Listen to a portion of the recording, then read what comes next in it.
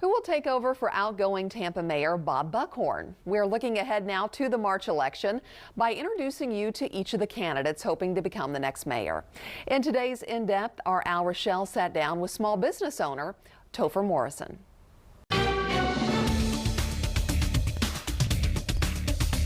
Well, hard to believe, but coming up in March, the city of Tampa will elect a new mayor. Bob Buckhorn will be having served 2 4-year terms, and one of the guys that would like to take his place is Topher Morrison. Thank you for stopping by. My honor. Thanks for letting me come by. Okay, I got to ask it. Topher. Topher, yeah. It's short for Christopher. Oh, yeah. Okay. I tend to go by the what do they say, the bass-ackward end of my name? Yeah. Because I tend to think about life from a bass-ackward end yeah, approach. just to make it unusual. Yeah. Well, so you want to be the mayor of Tampa, so let's start at the beginning. Yeah. Tell me about who you are. What do you do? Well, I'm a small business owner, and I'm really running on that ticket that I'm a small business mayor. You know, 98% of our economy is based upon small business owners, and I don't think this city gives enough time, attention, and love to the small business owners that are here right now. I think we spend way too much time and energy and focus trying to recruit big businesses to come here. Yeah. But I think if we spent that same amount of time, effort, and energy building small business here, we'd be far better off. Now, one thing you told me right away, because I asked you where you went to college, and you said, well, you didn't. And you know, so you have learned, you're a bootstraps kind of guy. Correct. I mean, I've had some vocational training here and there, but everything I've learned through the School of Hard Knocks. Yeah, now tell me about your company.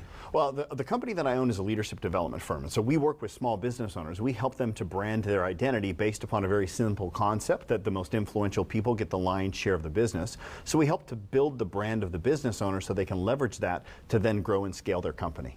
So you've been in the area, you said 18 years now? Yeah, right? going on 19. Okay. I came here for a 3-day holiday or vacation. Yeah. And I fell in love. I mean, literally, I just fell in love with the people. I tell people all the time, I say, Tampa's got this unique approach where we're far enough north that we have the deep south hospitality. Oh, yes. But we're far enough south that we got the big city Miami vibe. And you can't find a city anywhere in the country that's got big city vibe and small town hospitality. Tampa is, and Tampa really is unique that way. In fact, I think the whole Bay Area is that way. Even though we're so large, we don't feel it really large. Okay, so let me step back again. What qualifies you to be the mayor? Well, I'm not a politician, and I think that uniquely qualifies me for the position to become the mayor of Tampa, because I think we're kind of a little bit tired of career politicians. We need people that are in it for the right reasons. Yeah. And that means being in it for the people, not being in it for the promotion that happens after that. You know, for me, this is the finish line.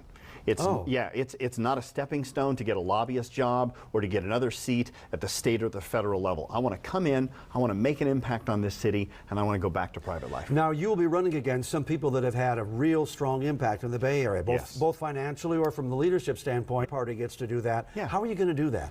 Well, you know, I already think I have. First off, I'm the underdog. We know that. Oh, sure. Yeah. But you know what? As a small business owner, here's the thing about small business owners. We get up and we eat Impossible for breakfast every single day.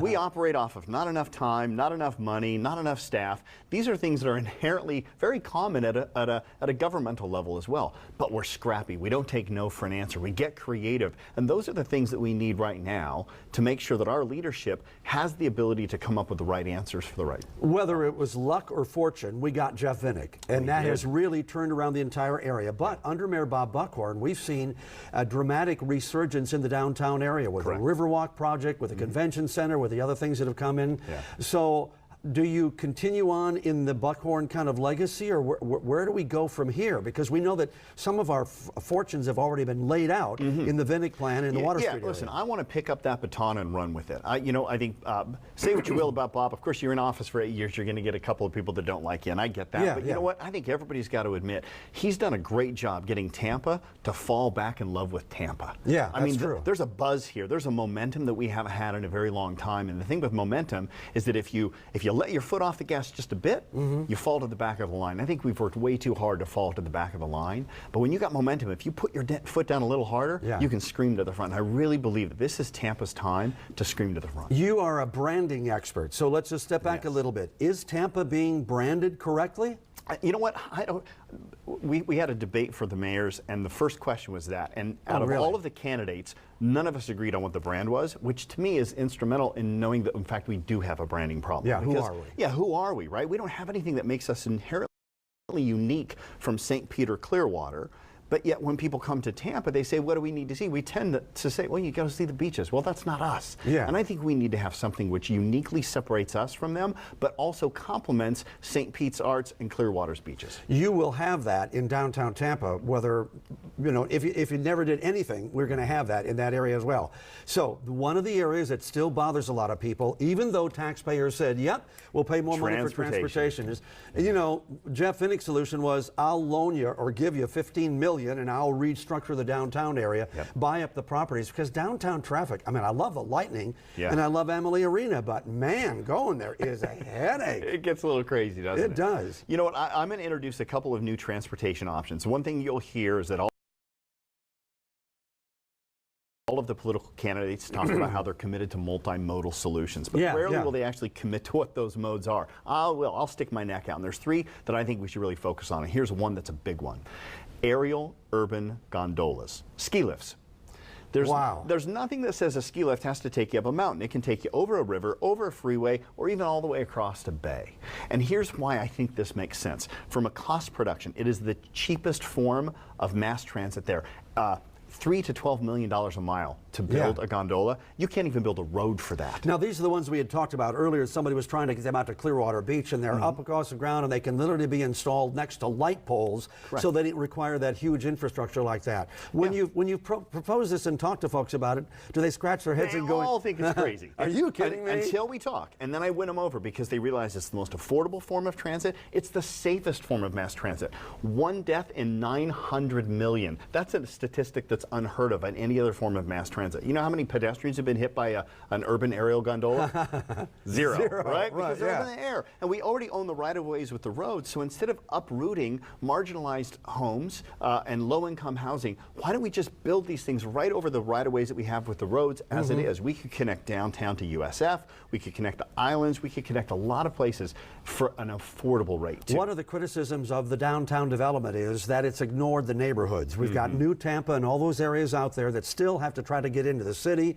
We've got the Seminole Heights area that's kind of going through a natural resurgence, but in a way, the gentrification is pushing up people that used to live there for years. Yeah, it absolutely is, and that's a problem. We need to make sure that while we're developing our growth, we're managing that by we got to have affordable housing. You've got to put that in place. It creates diversity, it creates equality, it creates an opportunity for those marginalized that don't have those opportunities. And the best cities in the world, the most innovative cities in the world, they do that. We have to follow suit with that as well. We're looking at some people that have very deep pockets already. Almost $2 million by David Straz. He's a businessman, very successful, been there. So is money going to play a role in this particular run? Well, listen, they're all going to out-earn me, but they're not going to out-hustle me. I'm going to work harder than any of them. I'll knock on every single door if I have to. I'm going out 3-4 events a night. Listen, at the end of the day, you've got to have a great message, you got to have a good messenger, and you got to have a lot of money. But if you can only have 2 of those 3, you better have a great message and a good messenger, and I think I can bring that to There will likely be a runoff because with that many candidates. So your hope is just to get into that runoff and then hope your message will carry from there? Here's what no candidate wants to admit. At this point in time, it's a race to second place. Yeah, well, because as long as you're in second place, you get into the runoff. That's right. All right. Topher Morrison, T-O-E, like toe, for Christopher. Hey, thank you. It's the first time I've met you, and good luck in your race. My pleasure. Thank you so much for the opportunity.